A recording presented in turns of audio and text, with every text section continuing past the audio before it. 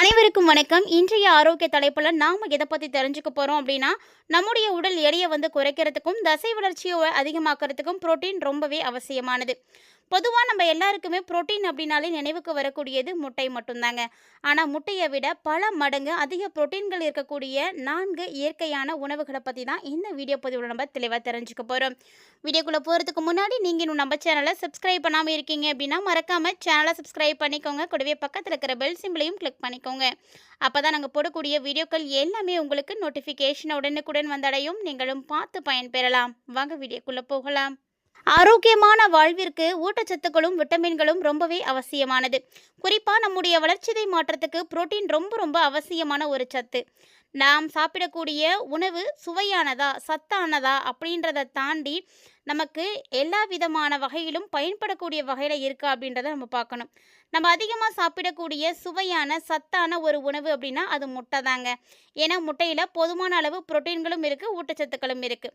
அதில் ஒரு சிலருக்கு பார்த்தீங்கன்னா முட்டையினுடைய சுவை பிடிக்காமல் இருக்கும்.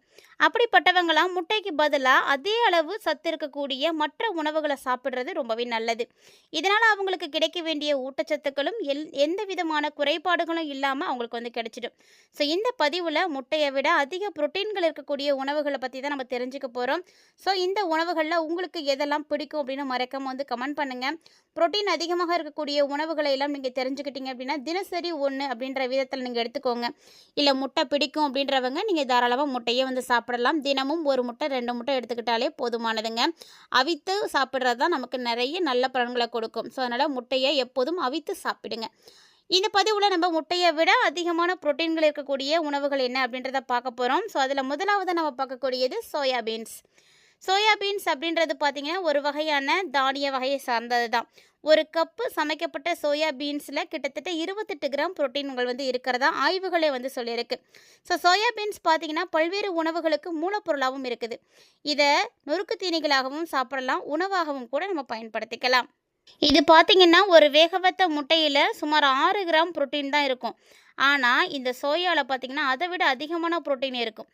உதாரணத்துக்கு ஒரு 100 கிராம் சோயாபீன்ஸ் நீங்கள் எடுத்தீங்க அப்படின்னா சுமார் அதில் 36 கிராம் புரோட்டீன் தான் இருக்குது.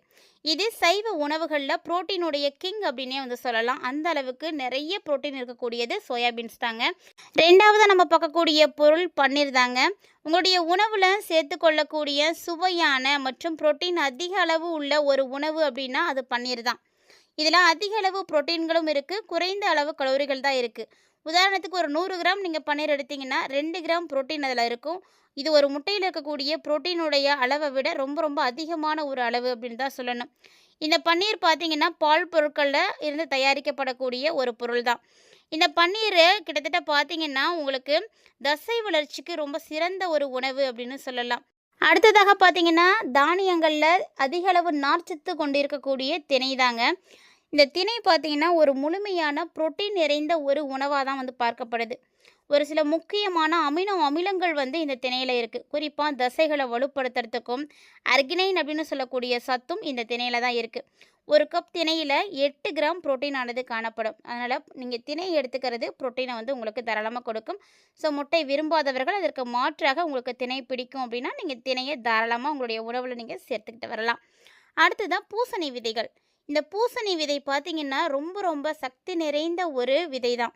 இந்த பூசணி விதையில் புரோட்டீன்கள் அப்படின்றது அதிகமாகவே இருக்கும். அதாவது இதில் இருக்கக்கூடிய பாஸ்பரஸ், ஜிங்க்கு, மெக்னீஷியம் இது கூட சேர்ந்து புரோட்டீனும் அதிகமாகவே காணப்படுது. இது எல்லாமே நம்மளுக்கு தேவையான ஆற்றல்களை எல்லாம் வழங்கக்கூடியது தான். 30 கிராம் பூசணி விதையில் 9 கிராம் புரோட்டீன்கள் இருக்கும். இது முட்டையில் இருக்கக்கூடிய புரோட்டீனுடைய அளவை விட ரொம்பவே அதிகமானது. அடுத்ததான் நம்ம பார்க்கக்கூடியது பாசி பயிறு, மூங் டால் அப்படின்னு சொல்லுவாங்க இங்கிலீஷில்.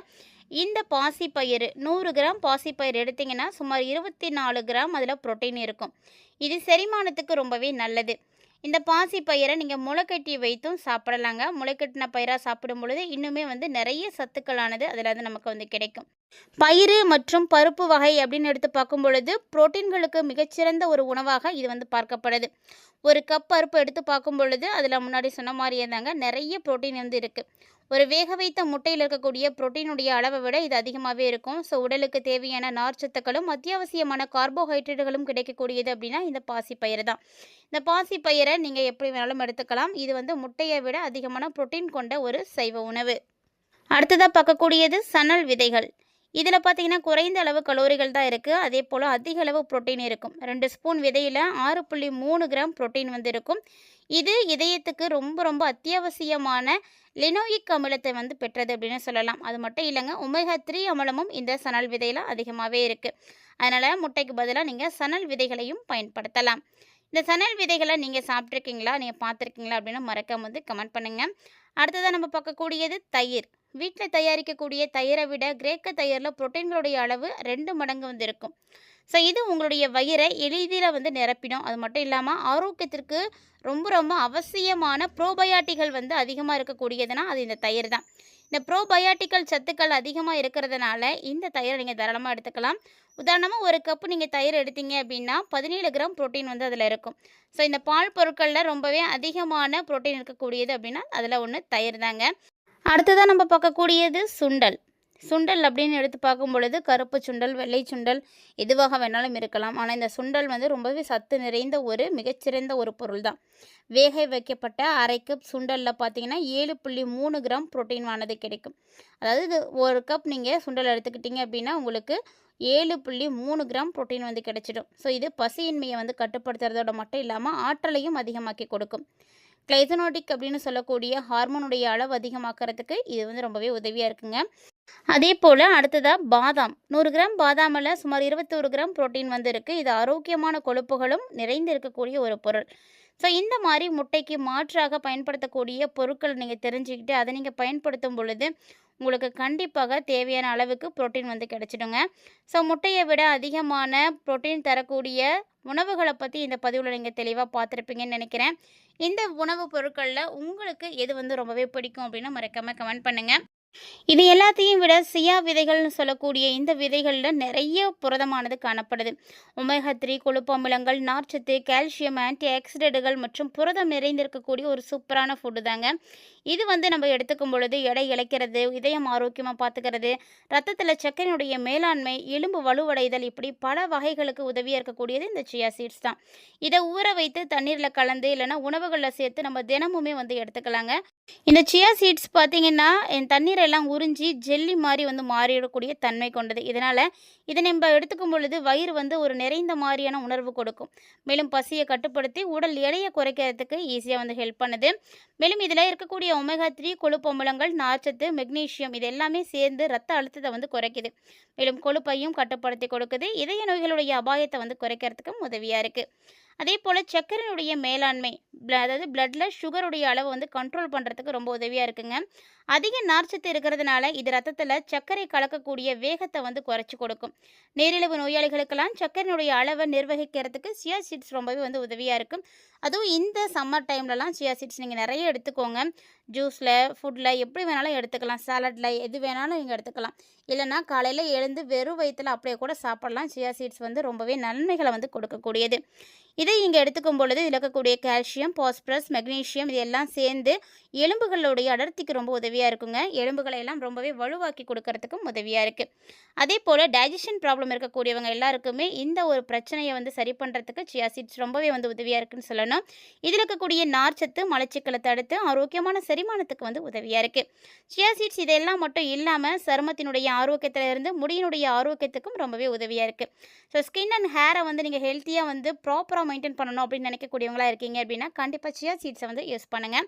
ஏன்னா சியா சீட்ஸில் வந்து ஆன்டி ஆக்சிடென்ட்ஸ்கள் வந்து அதிகமாக இருக்குது. அதோடு பார்த்தீங்கன்னா சருமத்தை வந்து பாதுகாத்து கூந்தலுடைய வளர்ச்சியும் வந்து மேம்படுத்தி கொடுக்குது. இந்த சியா சீட்ஸை ஒரு சிலருக்கு எப்படி பயன்படுத்தணும் அப்படின்னு தெரியாமல் கூட இருக்கலாம். சியா சீட்ஸ் வேறு ஒன்றும் கிடையாதுங்க. இது வந்து விதைகள் மாதிரி தான் இருக்கும். கருப்பு நிறத்தில் இருக்கும். கடைகளில் விற்கும். அதை நீங்கள் வாங்கிட்டு வந்து 10லேருந்து ஒரு 15 நிமிஷங்கள் வந்து தண்ணீரில் ஊற வச்சிங்க அப்படின்னாவே நல்லா ஒரு ஜெல்லி மாதிரி வந்துடும். அதை வந்து தண்ணீரில் சேர்த்தோ, ஸ்மூத்தியோ, சாலடோ, தயிர்லையோ, ஓட்ஸ் எதில் வேணாலும் நீங்கள் தூவி சாப்பிட்லாம். ஒரு நாளைக்கு 1 to 2 மேசைக்கரண்டி அளவு நீங்கள் பயன்படுத்திக்கோங்க. ரொம்பவே சிறப்பானதாக இருக்கும். இந்த சியா சீட்ஸ் பார்த்தீங்கன்னா, நெறைய புரோட்டீன் இருக்கக்கூடிய ஒரு உணவு தாங்க. இதையும் நீங்க தாராளமா பயன்படுத்திக்கலாம். சீட்ஸ் மட்டும் கிடையாதுங்க. இது மாரி புரோட்டீன் அதிகமா இருக்கக்கூடிய நெறைய உணவுகள பத்தி இந்த பதிவுல நீங்க தெளிவா பார்த்து தெரிஞ்சுட்டு இருந்திருப்பீங்கன்னு நெனைக்கிறேன். கண்டிப்பா இந்த பதிவு உங்களுக்கு ரொம்பவே யூஸ்ஃபுல்லா இருந்திருக்கும். ஒருவேளை இந்த பதிவானது உங்களுக்கு பிடிச்சிருக்கு அப்படின்னா, மறக்காம உங்களோட ஃப்ரெண்ட்ஸ் அண்ட் ஃபேமிலியோட ஷேர் பண்ணிக்கோங்க. ஆரோக்கியம் சார்ந்த தகவல்கள நீங்க பார்க்கறதோட மட்டும் நிறுத்திடாம, முடிஞ்ச அளவுக்கு எல்லாரோடையும் ஷேர் பண்ணி குடுங்க. அவர்களும் பார்த்து பயன்பெறட்டும். மீண்டும் இது மாரி நெறைய ஆரோக்கியம் சார்ந்த தகவல்களோட மற்றும் ஒரு சுவாரஸ்யமான தலைப்பில் சந்திக்கலாம்.